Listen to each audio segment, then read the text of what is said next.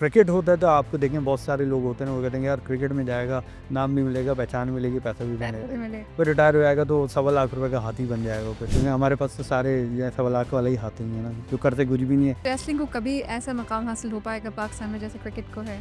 देखिए उम्मीद तो दुनिया कायम, लेकिन अभी कोशिश कर रहे हैं, लेकिन बस मैं ये दुआ करता हूँ कि हमारा जो है वो मोमेंटम ना टूटे। हुकूमत से आपको कभी बात करने का मौका मिला? हुकूमत वक्त से तो उम्मीद ही नहीं है। हाँ, पंजाब हुकूमत होती तो शायद कुछ हो जाता। सिंध गवर्नमेंट से उम्मीद नहीं है, क्योंकि हमने देख लिया, क्योंकि सिंध गवर्नमेंट की हम देख रहे हैं 10-12 साल में तो सिंध गवर्नमेंट की रही है यहाँ पे, कोई एलियंस तो थे ही नहीं, तो हो सकता है हम ही पंजाब चले आए। फिर आसिफा भुट्टो जरदारी साहब हैं, जैसे उन्होंने कुत्ता मार मुहिम बंद करा दी उन्होंने, क्योंकि उनको कुत्ते प्यारे लगते हैं। अब हर दूसरे दिन रेबिस का केस आ रहा होता है, लेकिन कुत्तों को कोई टच नहीं कर सकता। तो आप हमें कुत्तों से थोड़ा सा एक लेवल ऊपर कर लें।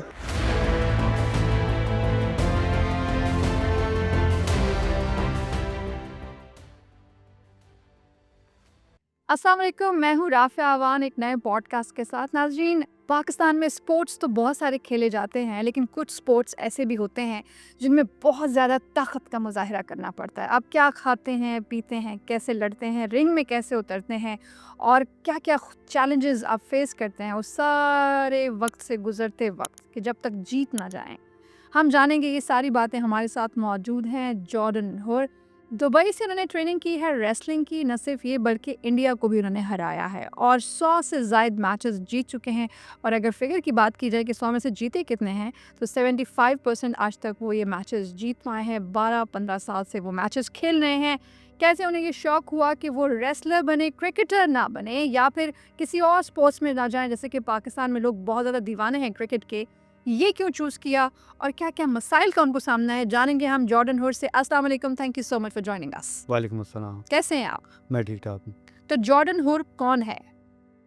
जॉर्डन हुर एक ऐसा प्रोफेशनल रेसलर है जो आपका अपना है, पाकिस्तान से बिलॉन्ग करता है, सिंध से बिलॉन्ग करता है, कराची से बिलॉन्ग करता है और इंटरनेशनली परफॉर्म करता है। इंटरनेशनली परफॉर्म करते हुए जॉर्डन आपको किन मसाइल का सामना करना पड़ा?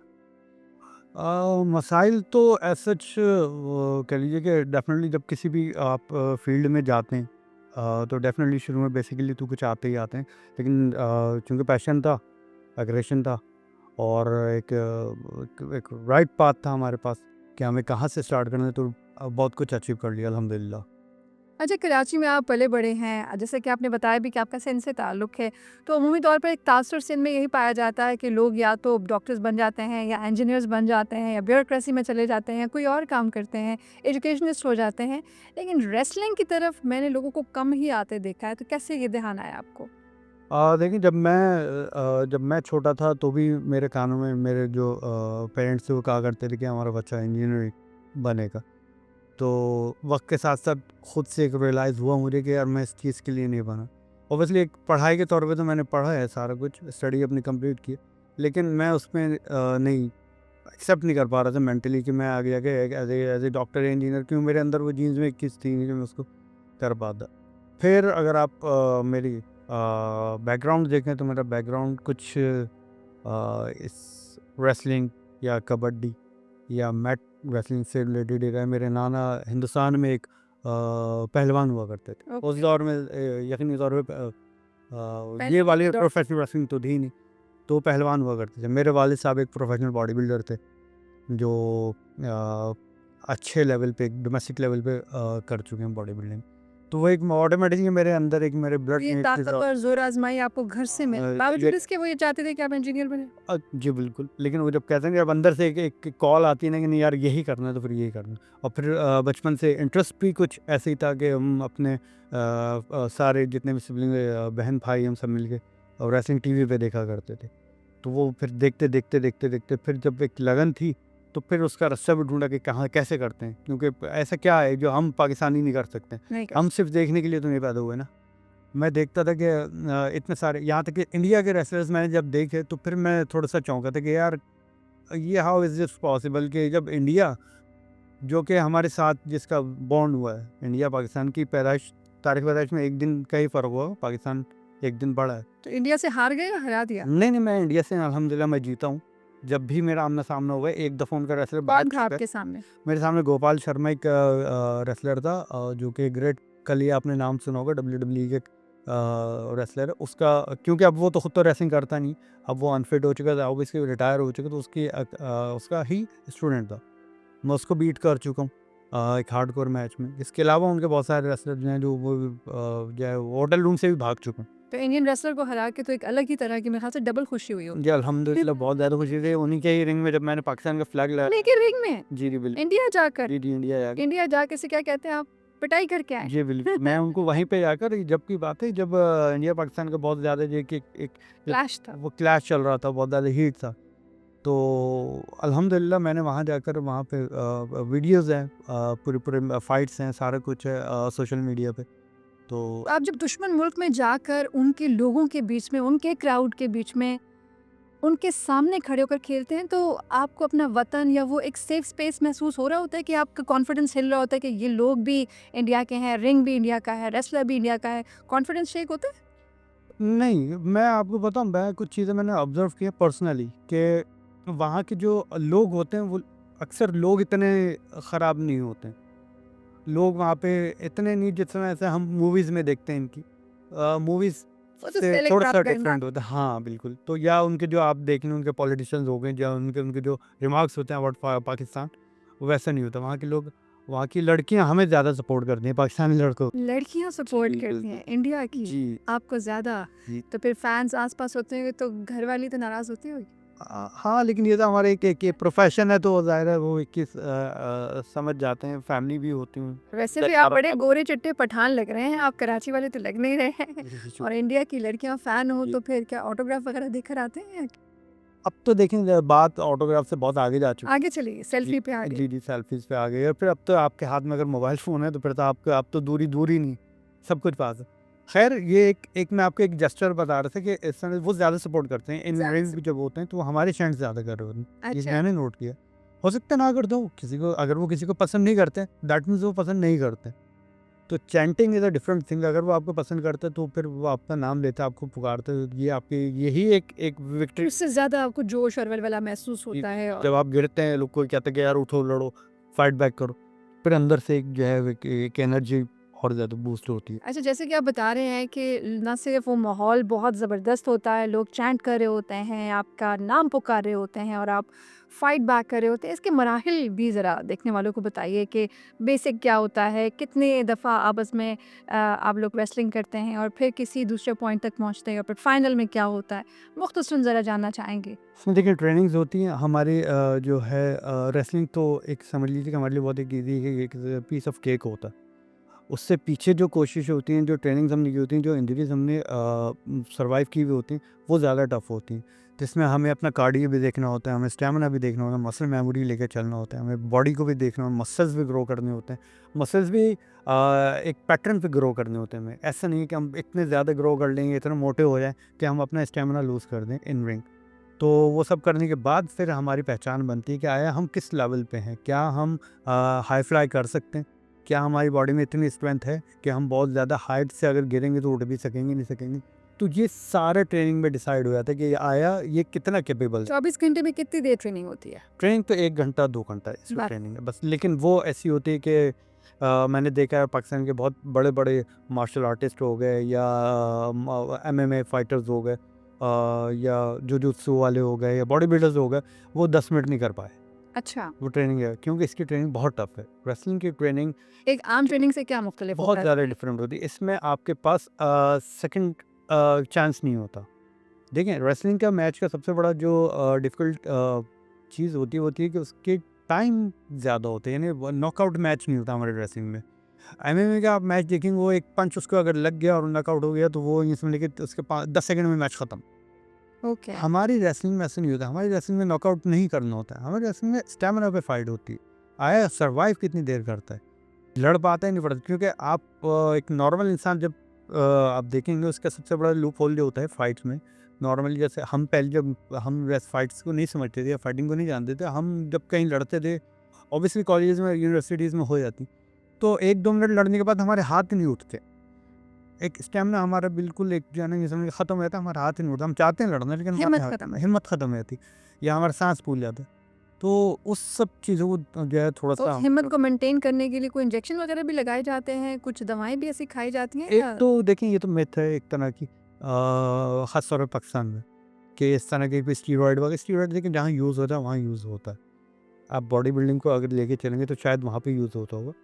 लेकिन उसकी भी एक एक परसेंटेज होती है कि कितना यूज़ कर रहा है वो। देखिए बगैर स्टेरॉइड के तो बहुत सारी चीज़ें जो स्पोर्ट्स हैं वो हो ही नहीं सकती। अगर कोई कहता है बिना स्टेरॉइड के मैं जो है वो इंटरनेशनल बॉडी बिल्डिंग कॉम्पिटिशन जीत के आ गया हूँ, तो झूठ बोल रहा है। ऐसा हो ही नहीं सकता। अच्छा, रेसलिंग का सिनेरियो अलग होता है। रेसलिंग में कुछ चीज़ें होती हैं जो आपको बूस्ट करती हैं, लेकिन वो इस तरह की इंजेक्शन या ऐसे शॉर्टकट्स नहीं होते। वो आपको लॉन्ग टर्म में आपको कोर्सेज़ करने पड़ते हैं। जैसे आपको अपने डाइट को प्रॉपर लेके चलना होता है, आपको लाइफ साइकिल प्रॉपर लेके चलना पड़ता है। आपको सुबह कब उठना है, नाश्ते में क्या लेना है, आपको दोपहर की क्या मील है, शाम में क्या खाना है, सोना कब है। रेस्टलेस ऐसा क्या खाते हैं जो आम इंसानों से मुख्तलिफ है? उसकी क्वांटिटी ज़्यादा होती है या टाइमिंग अलग होती है? जैसे कि अक्सर मैंने लोगों को ये अज्यूम करते सुना है कि शायद रेस्टलर्स जो हैं वो 20 अंडे खा लेते होंगे या 3 मुर्गियाँ खा लेते होंगे, तो ये सच है? देखिए ये एक परसेप्शन ज़रूर है पाकिस्तान में या दुनिया में कि अगर किसी के साथ एक लफ्ज़ पहलवान लग गया, तो वो कहते हैं कि यार ये कम से कम जो है ना ये आधा बकरा तो खाता ही होगा दिन में। ऐसा नहीं है। डेफ़िनेटली जब वो वर्कआउट करता है तो उसकी एक जो है बॉडी रिक्वायरमेंट बढ़ जाती है, लेकिन उसके लिए लाज़मी नहीं है कि वो एक बकरा ही खाएगा। आजकल बहुत सारे कंपाउंड ऐसे आ गए हैं जो आप एक स्कूप लेते हो, जैसे कि आप प्रोटीन शेक्स आप ले सकते हैं। आप इस तरह बहुत सारी चीज़ें हैं जो आप कम वक़्त में कम ईज़िली जो डाइजेस्ट भी हो जाए आपको।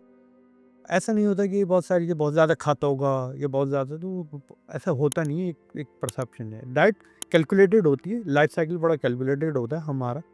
यानी कि बहुत सारी चीज़ें हमें अवॉइड करनी पड़ती हैं, बहुत स्किप करना पड़ता है अपने आप को अगर हमें इस फ़ील्ड में एक्टिव रखना है तो। अच्छा, आपको लगता है कि पाकिस्तान में फैमिलीज़ जो हैं और आपके घर वाले या फिर माशरती लोग जो हमारे आसपास हैं, वो इस प्रोफ़ेशन को सीरियसली लेते हैं, एज़ ए प्रोफ़ेशन समझते हैं या फिर उनको लगता है कि ये शौक है, एक मशगला है? सीरियस वो जब लेते हैं जब कोई इंजरी लेके जब हम घर जाते हैं ना, तो वो जब ही सीरियस है। उससे पहले ना वो इस खेल को सीरियस ले तो वो ज़्यादा सीरियस भी ले सकते हैं, मना भी कर सकते हैं कि बस अब नहीं जाना है रिंग में। देखिए हम तो पागल हैं। हम तो क्रेज़ी हैं, हमारे स्क्रू तो किसी का ढीला होता है हमारे गिर गए।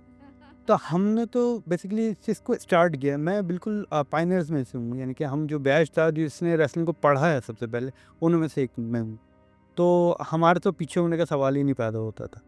लेकिन कुछ उसके बाद जब हमने अपना स्क्वाड बढ़ाना या सर्कल बढ़ाना शुरू किया, उसमें बहुत अच्छे-अच्छे परफॉर्मर्स आए जो बहुत ज़्यादा पैशनेट भी थे। लेकिन जहाँ उनको एक इंजरी हुई वहाँ उनके फैमिली ने उनको वहीं रो रो तो जब आप किसी मैच पे जाते हैं मैच खेलने, तो उसमें जब विन किया जाता है तब रेसलर को कोई अमाउंट या कोई कंपनसेशन मिलता है? ये ज़रिए आमदन क्या होता है? क्या हुकूमत वक़्त कुछ अदा कर रही होती है रेसलर्स को? जैसे कि आपने नेशनल लेवल पे, इंटरनेशनल लेवल पे ना सिर्फ खेला बल्कि जीता, आर्मी चैंपियन है आप। तो इसमें क्या हुकूमत वक़्त कुछ दे रही होती है या फिर मैं ये जानना चाह रही हूँ कि गुज़र-बसर कैसे होता है एक रेसलर का? इसमें देखिए होता ये है कि हुकूमत वक़्त के पास तो ख़ैर टाइम ही नहीं है। हाँ, ओके। बहुत मसरूफ़ हैं, बहुत सारी चीज़ें करने में। लेकिन ये है कि जो एक एज़ बीइंग प्रोफ़ेशनल रेसलर या इंडी रेसलर आप कह लें कि हम बेसिकली इंडिपेंडेंट रेसलर्स होते हैं, हमें जो इंटरनेशनली इंडी रेसलर कहा जाता है। तो एक इंडी रेसलर का जो है जो गुज़र-बसर है कि स्पॉन्सर्स पे ही होता है। अगर उसे स्पॉन्सर अच्छा है, कि इवेंट ऑर्गेनाइज़ करा रहा है या पर्सनली वो किसी को कर रहा है कि वो यहाँ मेरा लोगो लगा देना, मैं तुम्हें पैसे दूँगा, तो भी इसके अलावा और कोई सोर्स ऑफ इनकम नहीं होती रहता है। ये टोटल आपको अपने पॉकेट से करना होता है। अगर आपको अपना कॉस्ट्यूम, ये जैकेट भी मैं पहना हूँ, तो ये 38,000 की मैंने अपनी जेब से बनवानी है। ये कोई नहीं ला के देगा मुझे। तो इसी तरह से सारे मामलों पे देखना, आपके शूज़ हैं, आपके नी पैड्स हैं, आपके एल्बो पैड्स हैं, आपको बहुत ज़्यादा प्रोटेक्शन चाहिए होती है। आपको आफ्टर मैच आपकी सर्जरीज़, इंजरीज़, सर्जरीज़, मेडिकेशंस होती हैं, वो आपको खुद देखनी होती हैं। उसमें अगर आपको 50,000 रुपए दे देता है और आपको कोई बड़ी इंजरी हो जाती है, 2.5 लाख की आपको इंजरी आई थी, तो वो 2 लाख रुपए आपको फिर भी अपनी जेब से ही देखने पड़ेंगे। तो फ़िलहाल तो पाकिस्तान में ऐसे ही है। कुछ अच्छे स्पॉन्सर्स हैं जो देखते हैं चीज़ों को, जैसे इंटरनेशनली जब हम जाते हैं तो हमें वो टिकट कर देते हैं या अकोमोडेट कर देते हैं इस मामले में, या कुछ रेसलर्स को हम बुलाते हैं बाहर से, हम जब इनवाइट करते हैं तो वो उनके लिए कुछ एक जो है आटे में नमक के बराबर कर देते हैं। लेकिन इतना ख़ास अभी है नहीं कि कोई सिर्फ़ इस वजह से रेसलिंग में आएगा कि यार मेरा फ्यूचर बन जाएगा इस फ़ील्ड में आने के बाद। ऐसा नहीं है। क्रिकेट होता है तो आपको देखें बहुत सारे लोग होते हैं ना, वो कहते हैं यार क्रिकेट में जाएगा, नाम भी मिलेगा, पहचान मिलेगी, पैसा भी पैसे बनेगा। भी मिले। फिर रिटायर हो जाएगा तो सवा लाख रुपए का हाथी बन जाएगा फिर। क्योंकि हमारे पास तो सारे ये सवालात वाला ही आते ही हैं ना, जो करते कुछ भी नहीं है। बहुत सारे नाम हैं जो अपने करियर में एक उन्होंने जो सेंचुरीज बनाई हैं, अब वो चाहे 36 बॉल्स पे की हुई 35, उसके बाद उन्होंने कभी ज़िंदगी में कोई कारनामा नहीं देखा, लेकिन वो लेजेंड बन गए। सर आपको लगता है रेसलिंग को कभी ऐसा मकाम हासिल हो पाएगा पाकिस्तान में जैसे क्रिकेट को है? देखिए, उम्मीद तो दुनिया कायम, लेकिन अभी कोशिश कर रहे हैं, लेकिन बस मैं ये दुआ करता हूँ कि हमारा जो है वो मोमेंटम ना टूटे, जो हम लोग हैं, मेरे जैसे कुछ 2-4 लोग और, क्योंकि हम लोग ही अभी इसको लेके चल रहे हैं। हम बहुत सारी चीज़ें ऐसी होती हैं जो हम ही मोटिवेशन अपनी होते हैं, हम आईने में खड़े होकर खुद ही अपने आप को मोटिवेट कर लेते हैं।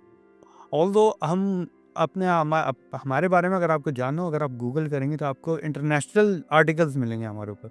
मेरे ऊपर आपको मल्टीपल आर्टिकल्स मिलेंगे जिसमें ऐसे कुछ जो है वो मैगज़ीन्स कह लीजिए आप, जिसमें वो शाहरुख खान या वो सलमान खान लेवल के लोगों पर जो है रिसर्च करते हैं, आर्टिकल्स लिखते हैं। तो बीइंग अ पाकिस्तानी मेरे लिए तो ये भी बहुत बड़ी बात है कि मैं इतने लाखों करोड़ों लोगों में से एक मैं ऐसा बंदा हूँ कि मेरे बारे में जो अगर मैं गूगल लिखता हूँ तो मुझे एक बहुत लंबी यकीनन ये बहुत बायस फ़ख्र बात है और जॉर्डन आप हमारा सरमाया है, इसमें कोई शक नहीं है, हमें आप पे बहुत फ़ख्र है। अच्छा, अभी आपने कहा कि कुछ लोग आप जैसे और भी हैं, तो अगर कोई लमसम फिगर हम जानना चाहें, कराची में कितने रेसलर हैं, सिंध में कितने रेसलर हैं, पाकिस्तान भर में कितने रेसलर्स हैं, कितनी बड़ी स्क्वाड टीम है आप लोग की जो 1 बाय 1 खेलने जाते हैं इंटरनेशनली, या फिर इंटर प्रोविंशियल लेवल पे कोई ऐसे मैचेस होते हैं? हमारा देखें, पहले तो खैर पाकिस्तान में सिरे से किसी को पता ही नहीं था कि बॉक्सिंग रिंग के अलावा भी कोई रिंग होता। तो खैर जब हमने स्टार्ट किया तो फिर हमने ट्रेनिंग देनी शुरू की, तो हमारे पास पंजाब रीजन से भी कुछ लोग आए फॉर ट्रेनिंग, इवन दो सऊदी अरब से भी आए, सीख कर वो चले गए ट्रेनिंग लेके। कुछ इसके लेवल्स होते हैं, लेवल 1, लेवल 2, लेवल 3 करके वो चले गए। फिर वो अपना शौक वहाँ जाके पूरा करें, जैसे सऊदी अरब है, वहाँ पे ज़्यादा अपॉर्चुनिटीज़ हैं, लेकिन वहाँ ट्रेनिंग बड़ी महंगी है।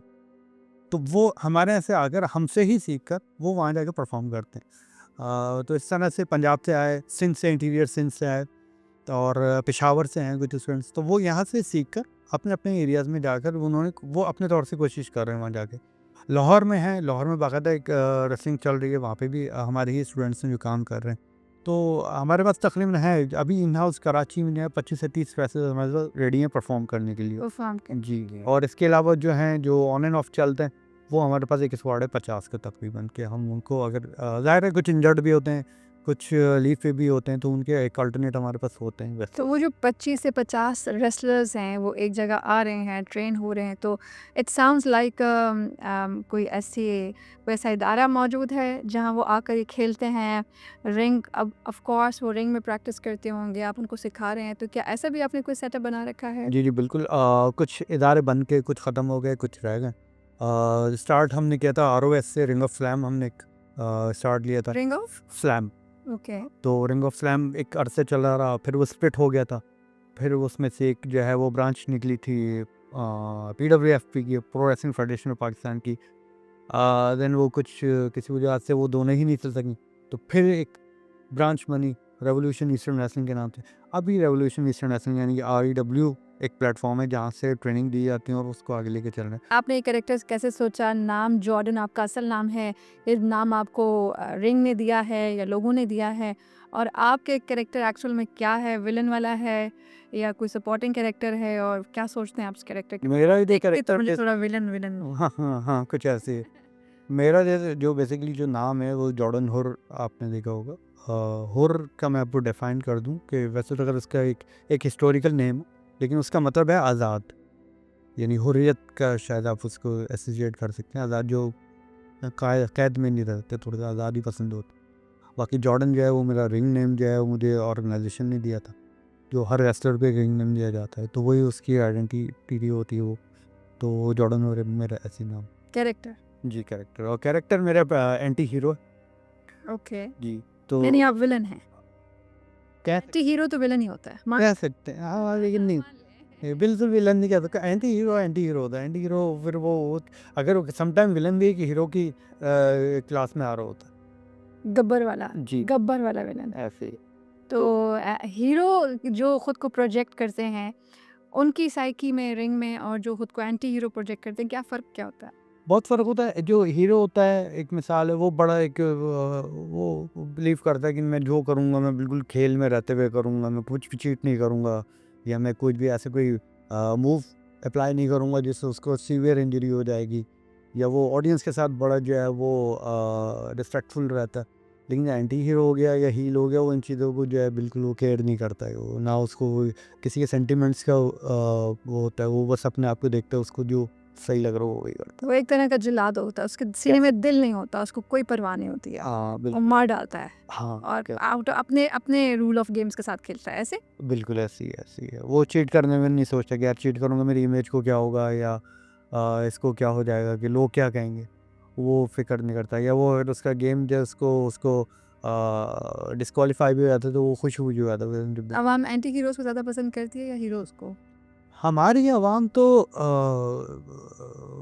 पसंद करती है एग्रेसिव एक्शंस को। यानी कि अगर मैं आपको बताऊं, एक रेसलर होता है ब्रॉलर, जिसका काम आता है उठा उठा के मारता है, फोड़ता है, जड़ मार दे रहा है। और एक होता है हाई फ्लायर। हाई फ्लायर वो जंप्स करते हैं, वो हाई फ्लाइंग मूव्स अप्लाई करते हैं। हमारी ऑडियंस है वो उनको डिसलाइक करती है, सही। वो बिलीव ही नहीं करते उसको। वो कहते हैं यार जंप्स तो ओलंपिक्स में या जिमनास्टिक में हम भी कर लेते हैं, ये कोई आर्ट नहीं है। वो मानते नहीं, हालांकि वो एक कैटेगरी है हाई फ्लाइंग की। हमारे यहाँ रेसलिंग को वो कहते हैं कि बस वो आए और वो मार पीटे करे, दे मार 4.5 करे और वो फ़ोन कर दे, और वो हार्डकोर को ज़्यादा प्रेफर करते अच्छा, आम ज़िंदगी में भी ऐसा होता है किसी की बात नागवार गुजरे तो उठा के यहाँ उसको फेंक दिया और दूसरे हाथ से उठा के उसको वहाँ फेंक दिया, और हैं। डर रहे होते हैं कि रेसलर बैठा हुआ है, इससे बात एहतियात से करनी है वरना टूसा आ जाए। लोग खुद करते हैं, खुद एहतियात करते हैं लोग। और वैसे तो खैर ये जब आप किसी फील्ड में आए थे तो आपको वो भी एक आपकी ट्रेनिंग का हिस्सा होता है कि आपको अपने पेशेंस अभी कंट्रोल होना चाहिए, इमोशंस पे कंट्रोल होना चाहिए। अगर आप ऐसे ही लड़ेंगे तो फिर आप रिंग में क्या करेंगे? बिल्कुल ऐसे ही होता है ना कि जैसे एक प्लेयर है, अगर वो क्रिकेट खेल रहा है तो वो हर जगह बल्ला लेके नहीं घूमता, एक बैट लेके नहीं घूमता। एक आर्ट होता है, सीखा है पैसे खर्च करके, जो बात है। अगर हम गली मोहल्ले में फ्री में बांटेंगे तो फिर फ़ायदा नहीं है हमारा। अवॉइड करते हैं बहुत सारी चीज़ों को, लेकिन हो जाता है तो फिर प्रॉपर वाला हो। पिटाई भी लगा देते हैं। जी। अच्छा, मैं ये जानना चाहूँगी कि मेल रेसलर्स फीमेल रेसलर्स के साथ भी फाइट करते हैं, ऐसे भी कुछ कॉन्सेप्ट्स आ रहे हैं मार्केट में, या फिर मेल मेल के साथ फाइट कर रहे हैं, फीमेल फीमेल के साथ फाइट कर रहे हैं? पाकिस्तान में तो इंटरजेंडर मैच तो फ़िलहाल तो पॉसिबल नहीं है। शादीशुदा कपल्स में तो ये इंटरजेंडर, आपके घर में भी होता है इंटरजेंडर मैच? नहीं, मेरे घर में नहीं होता, क्योंकि मेरी वाइफ़ को पता है कि वो पिट जाएगी होगी, तो ये कर देंगी। नहीं, बीवियाँ बीवियाँ होती हैं, चाहे सामने रेसलर ही। हाँ, तो हम गिव अप कर देते हैं, वो नौबत ही नहीं आती। बीवी हार मान जाते हैं, एक रेसलर भी बीवी से हार मान जाता है। हम जीत ही नहीं सकते। That's the news. बहुत सारी कैटेगरी फीमेल रेसलर हमने इंट्रोड्यूस कराई हैं, लेकिन वो ज़ाहिर फैमिली रिस्ट्रिक्शंस हो गई हैं, सोसाइटी हो गई, हमारी बहुत ज़्यादा एक्सेप्टेंस नहीं है फीमेल्स को इस तरह से आगे आना। तो इंटरजेंडर तो आप भूल जाए, वो एक अनाउंसर के तौर पे भी बहुत मुश्किल है फीमेल्स पे हमारी सोसाइटी में। तो मैं नहीं समझती, क्योंकि मैं खुद, मेरी एक स्टूडेंट रह चुकी है, वो बाहर दूसरे मुल्क में जाके कर रही है, लेकिन वो यहाँ नहीं कर सकती। तो हमारे पाकिस्तान से ऐसी फीमेल रेसलर्स निकली हैं जो कि दुनिया भर में जी परफॉर्म भी कर रही हैं और कारकर्दगी भी दिखा रही हैं, अभी भी प्ले कर रही हैं। जी बिल्कुल, यूके में कर रही हैं, और वहाँ जाके चैम्पियन बन गई हूँ। पाकिस्तानी लड़की है, नाज़िमाबाद की लड़की। अच्छा। जी। और इसके अलावा ऐना है, वो सऊदीया में चली गई। बहुत सारी लड़कियां हैं जो थी कि, लेकिन वो यहाँ नहीं कर पाए अनफॉर्चुनेटली। कि एक तो सबसे बड़ा मसला ये आता है कि हमें देखें, ओपोनेंट हमें ढूंढने पड़ते हैं। अगर हमने फीमेल रेसलर एक रेडी करनी है तो हमें उसके लिए कोशिश ये करते हैं कि उसके कोच भी फीमेल ही हो, क्योंकि बॉडी कांटेक्ट होता है इसमें बहुत ज़्यादा। हम फीमेल को बहुत मुश्किल होता है कि उसकी फैमिली अलाउ करे कि उसका कोच मेल हो।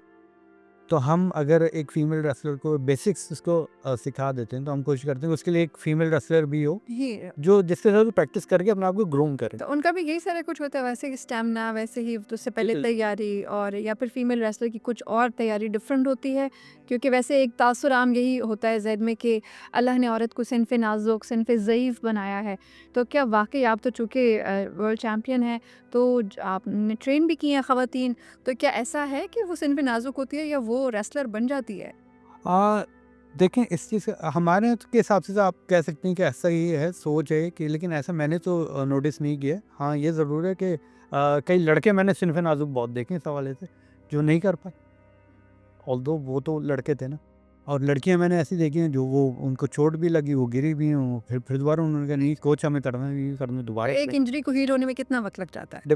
वेरी करता है इंजरी कितनी। अगर सीवियर है तो उसमें 2 हफ्ते भी लग जाते हैं। अमूमी कौन सी इंजरीज़ आती हैं? नॉर्मली ट्विस्टिंग होती है, जैसे नी ट्विस्ट हो जाता है, या आपके रिस्ट में आ जाता है, इस तरह से एल्बो में आ जाता है, या आपके शोल्डर में थोड़ा सा हो जाता है इंजरी। तो वो जो रिंग होता है, क्या रिंग को इस तरीके से डिज़ाइन किया जाता है कि अगर कोई गिर जाए तो उसको कम से कम चोट लगे, या रिंग भी ज़ालिमाना तरीके का बनाया जाता है कि ज़्यादा से ज़्यादा चोट लगे? रिंग तो होता ही ज़ालिमाना है। ज़ालिमाना होता हाँ, है। वो आराम का तो है नहीं। तो उसी वजह से पहले हम प्रैक्टिस इतनी करा देते हैं कि बॉडी उसकी जो है वो उसको एक्सेप्ट कर लेती है कि हाँ वो भैया आयरन का होता है उसका फ्लोर जैसे उसका जो फ्रेम होता है वो आयरन होता है। देन उसके ऊपर जो है, उस फ्रेम के ऊपर वुडन प्लैंक्स होते हैं मोटे-मोटे। तो वो हार्ड होता है वो। उसके ऊपर फिर हम एक शीट ज़रूर बिछाते हैं ताकि वो स्क्रैचेस ना आएँ बॉडी के ऊपर। लेकिन ये है कि वो हार्ड होता है, सरफेस बहुत हार्ड होता है उसका। अगर आप पाकिस्तान में मैच करवाना चाहें ट्रिपल एच को एंड रैंडी ओटन को और बहुत सारे ऐसे इंटरनेशनल प्लेयर्स को बुलाना चाहें, तो आपको लगता है कि यहाँ पर इस तरह के मैचेस होते आए हैं, हो रहे हैं, या कुछ सिक्योरिटी के इश्यूज हो जाते हैं? क्या मसाइल? हम पास में 2 से 3 ऐसे मेगा इवेंट्स करवा चुके हैं जिसमें इंटरनेशनल रेसलर्स आ भी चुके हैं। अनफॉर्चुनेटली वो इतना जो है वो हाईलाइट नहीं हो सका।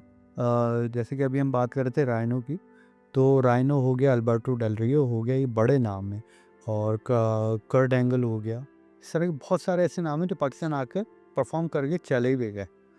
हमें उस दौरान क्या इश्यूज़ आए थे, देखिए फाइनेंशियली तो आपको पता है एक्सपेंसिव होते ही हैं, ज़ाहिर है उनको हमने अकोमोडेट भी करना है, उनके फ़्लाइट्स होती हैं, बिज़नेस फ़्लाइट्स हम उनको प्रोवाइड करते हैं, सिक्योरिटी हमें चाहिए होती है उसके लिए। तो वो सारी चीज़ें होती हैं, फिर वो एक्सपेंसिव होते हैं, उनकी मैच फ़ीसेस होती हैं। तो यही एक थोड़ा-सा हमें जो है बैकअप सपोर्ट वो नहीं है। देखिए मैं तो एक परफ़ॉर्मर हूँ, अगर मैं अंडरटेकर को बुलाऊँ 20 मिनट के लिए तो वो तकरीबन 2 करोड़ रुपए लेगा। जिसमें वो फाइट नहीं करता, वो सिर्फ अपना एंट्रेंस देता। जिसमें उसको अगर मैं बिज़नेस क्लास को मैं जो फ़्लाइट दूँगा, उसको 5 स्टार फैसिलिटीज़ दूँगा, तो मुझे इतना कोई एक सॉलिड एक स्पॉन्सर चाहिए, जो इन सारी चीज़ों को देख रहा हो। इंडिपेंडेंटली तो मैं मेरी ऑर्गेनाइजेशन है, मेरी कंपनी, वो तो प्राइवेट कंपनी है। हम तो या तो ट्रेन कर सकते हैं, या हम छोटे-मोटे शोज़ ऑर्गेनाइज़ कर सकते हैं, और या हम ढूँढ सकते हैं स्पॉन्सर्स को कि भाई ये हमारा पोर्टफोलियो है, ये हमारी प्रोफ़ाइल है, मैं रायनो से जीता था, मैं अल्बर्टो डेल रियो से जीता था, ये मेरा प्रोफ़ाइल है, ये मेरी चैंपियनशिप है। आप क्या कर सकते हैं? सवाल तो है ना। अब हमारी तो बात ये है ना, ना हम भीख माँग सकते हैं, ना हम किसी को धमका सकते हैं। हम तो आर्टिस्ट हैं एक तरह के।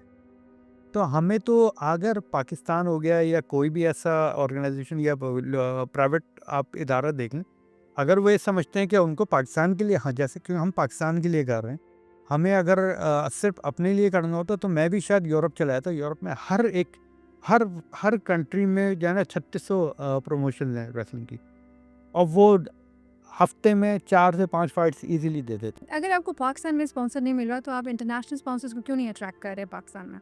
देखिए, जब आप घर में ही हैं, आप इतने वीक होंगे तो बाहर वाले आप में क्यों इंटरेस्ट करेंगे। जो आजकल के दौर ऐसे ही, अगर आपको किसी ने देखना हो तो सबसे पहले वो सोशल मीडिया पे जाकर चेक करता है आपको कि आपकी आपकी आप कितने रिकग्नाइज हैं अपने एरिया में या अपने रीजन में। हम आज तक इसी चीज़ में रह गए कि हमें वो चाचा ने अगर एक लड़की से शादी कर ली है तो वो तो वायरल वो वायरल है, लेकिन मैं अगर राइनो से जीता हूँ तो मैं वायरल नहीं हो सका।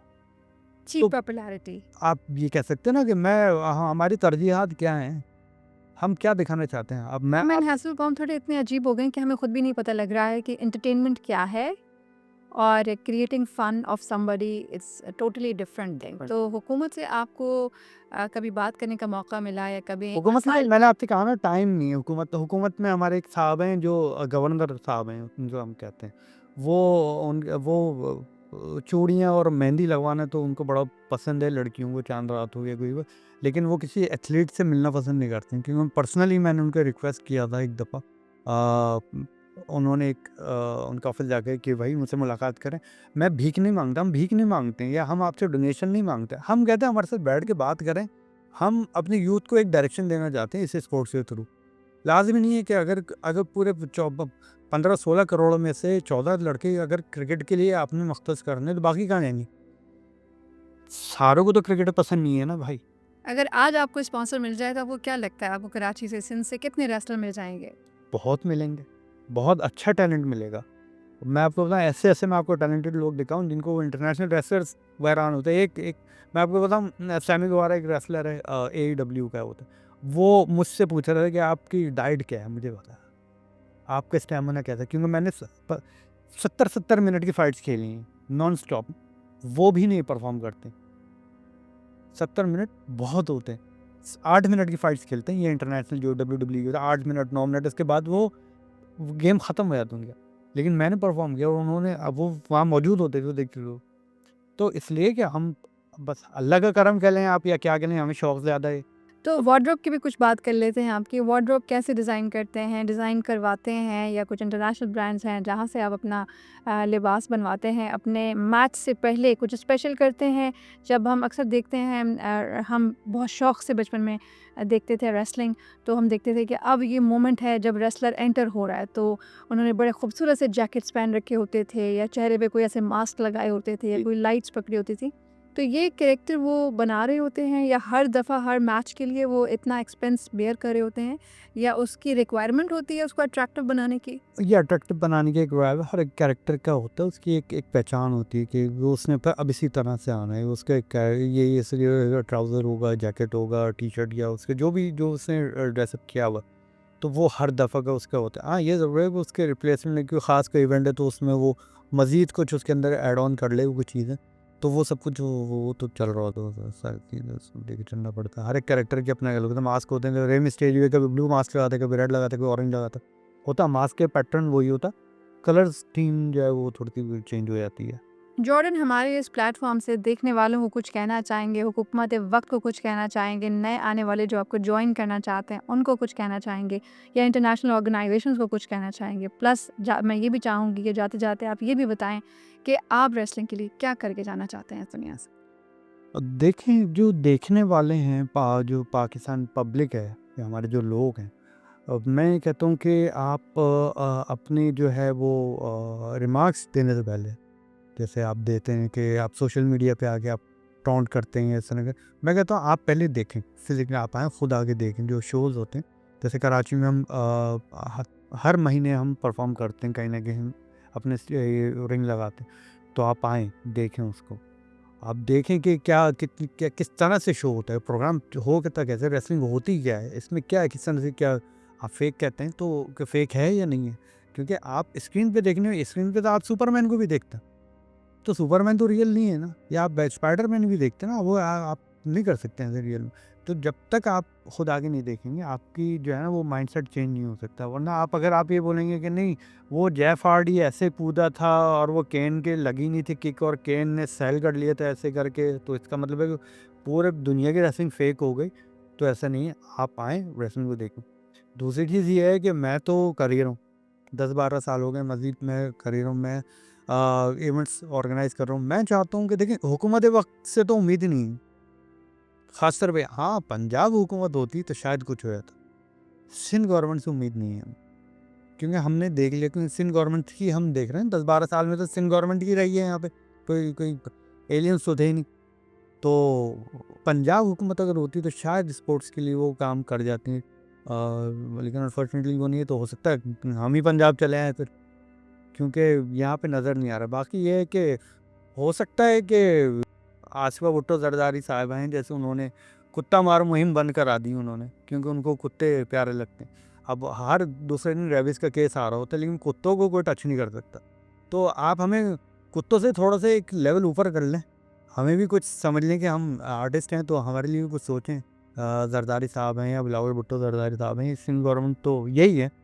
जी, बिल्कुल ऐसे ही है, और यंग क़यादत हैं आसिफ़ा भुट्टो ज़रदारी और बिलाल भुट्टो ज़रदारी, और हम देख रहे हैं कि बहुत सी तब्दीलियाँ न सिर्फ़ सिंध में आ भी रही हैं, बल्कि अभी भी रिसेंटली ज़रदारी साहब ने 3 महीने का एक एक्शन प्लान भी दिया है और कहा भी है कि मुझे डिलीवर करके काम करके दो, और बहुत सारी ऐसी खबरें सोशल मीडिया की ज़ीनत बनती रहती हैं। बहरहाल इस प्लेटफ़ॉर्म से हम कहेंगे कि हमारे जितने भी रेसलर्स हैं, जॉर्डन होर और जॉर्डन होर जैसे बहुत सारे टैलेंटेड लोगों को रिप्रेज़ेंट करने वाले, ये हमारे पाकिस्तान का बहुत बड़ा सरमाया है। चाहे आर्ट जो भी हो, चाहे स्पोर्ट्स जो भी हो, जब आप अपनी गली मोहल्लों से निकल कर सिटी लेवल और फिर नेशनल लेवल और फिर प्रोविंशियल लेवल से प्रोविंशियल से नेशनल, नेशनल से आप इंटरनेशनल लेवल तक चले जाते हैं। तो ये सब कुछ करने के लिए आपको बहुत हिम्मत, बहुत ताकत, बहुत एनर्जी और बहुत सपोर्ट और बहुत सारी उंगलियां जो आप पर उठती हैं वो बर्दाश्त करना पड़ती हैं, उनको क्रॉस करते हुए आप आगे बढ़ते हैं। तो ऐसे लोगों को सपोर्ट करना, मोरली भी, फाइनेंशियली भी, और ना सिर्फ उनको सपोर्ट करना बल्कि उनको अप्रिशिएट करना, उनको वैलिडेट करना हमारा काम है। इस प्लेटफॉर्म से हम तो बेहद खुश हैं और आपको हम यही कहेंगे कि आप पाकिस्तान का हमारे लिए बहुत बड़ा सरमाया है। मेरी दुआ है कि जो आपका विज़न है रेसलिंग को लेके, चाहे आप कोई अकेडमी बनाना चाहते हैं या आप ख़वातीन की रेसलिंग के लिए कोई बड़ा काम करना चाहते हैं, अल्लाह आपका हामी और नासिर हो। बहुत शुक्रिया। जॉर्डन हमारे साथ थे। एक नए एपिसोड के साथ बहुत जल्द हाज़िर होंगे। राफ़िया अमान को दीजिए इजाज़त। अल्लाह हाफ़िज़।